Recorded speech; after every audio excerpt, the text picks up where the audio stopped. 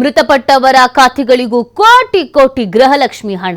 ಮೃತ ಫಲಾನುಭವಿಗಳ ಖಾತೆಗೆ ಅಕ್ರಮವಾಗಿ ಹಣ ಜಮಾವಣೆ, ಹಣ ವಾಪಸ್ ಪಡೆಯುವುದಕ್ಕೆ ತಿರುಗಾಡ್ತಾ ಇರುವುದು ರಾಜ್ಯ ಸರ್ಕಾರ. ಹಿಂಗೆ ವ್ಯಯ ಆಗ್ತಾ ಇದೆ, ಲಾಸ್ ಆಗ್ತಾ ಇದೆ. ನಾವೇ ಅದಕ್ಕೆ ಏನಾದರೂ ಒಂದು ಮಾಡಬೇಕು ಅಂತ, ಆದರೆ ಏನು ಮಾಡೋದಕ್ಕೆ ಸಾಧ್ಯ ಆಗ್ತಾ ಇಲ್ಲ. ಹೆಂಗೆ ವಾಪಸ್ ಪಡ್ಕೊಳ್ಳೋದು ಅಂತ ನೋಡ್ತಾ ಇದ್ದಾರೆ. ಪ್ಲ್ಯಾನ್ ಮಾಡಿದ್ರು ಅದು ವರ್ಕ್ ಆಗ್ತಾ ಇಲ್ಲ. ಸೊ ಹಾಗಾಗಿ ಇದೀಗ ಸಂಬಂಧಪಟ್ಟಂಥ ಇಲಾಖೆಯವರಿಗೆ ಇದೊಂದು ತಲೆ ಬೇನೆ ತರಿಸಿರುವಂಥ ವಿಚಾರ.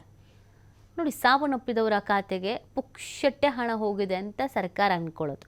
ಅದರ ಲಾಭನ ಅವ್ರ ಮಕ್ಕಳು, ಸೊಸೆನೋ, ಇನ್ನೊಬ್ಬರೋ ಮತ್ತೊಬ್ಬರೋ ಪಡ್ಕೊಂಡಿರ್ತಾರೆ, ಮೊಮ್ಮಕ್ಕಳು ಯಾರಾದರೂ ಪಡ್ಕೊಂಡಿರ್ತಾರೆ. ಆದರೆ ಗೃಹಲಕ್ಷ್ಮಿ ಯೋಜನೆ ಅಂತ ಬಂದಿದ್ದು ಮನೆಯ ಯಜಮಾನಿಗೆ ಅಂತ ಅಲ್ಲ. ಆ ಯಜಮಾನಿನೇ ಇಲ್ಲ, ಸಾವನ್ನಪ್ಪಿದ್ದಾರೆ ಅಂತ ಅಂದಮೇಲೆ ಮತ್ತು ಆ ಹಣ ಯಾರಿಗೆ ಹೋಗ್ತಾ ಇತ್ತು? ನೋಡಿ, ಕೆಲವು ಯೋಜನೆಗಳು ಕೋಟಿ ಕೋಟಿ ವ್ಯಯಿಸುವಂಥ ಯೋಜನೆಗಳು. ಅದು ನಿಜವಾಗ್ಲೂ ಫಲಾನುಭವಿಗಳಿಗೆ ಹೋದರೆ ಅದಕ್ಕೊಂದು ನ್ಯಾಯ ಇರುತ್ತೆ. ಅಂದರೆ ಈ ಥರ ಆಗಿಬಿಟ್ಟಾಗ ಲಾಸು, ಸರ್ಕಾರದ ಉದ್ದೇಶವೂ ಹಾಳು. ಹಾಗಾಗಿ ಇಂಥ ಯೋಜನೆಗಳನ್ನು ಮಾನಿಟರ್ ಮಾಡ್ತಾ ಇರಬೇಕಾಗತ್ತೆ. ಬಟ್ ಇವರು ಎಡವಿದ್ದಾರೆ, ಕೋಟಿ ಕೋಟಿ ಲಾಸ್ ಆಗಿರೋದು. ಆದರೆ ಈಗ ವಾಪಸ್ ಪಡ್ಕೊಳ್ಳೋಕ್ಕೆ ಪ್ರಯತ್ನ ಪಡ್ತಾ ಇದ್ದರೆ ಅದು ಸಾಧ್ಯ ಆಗ್ತಾ ಇಲ್ಲ.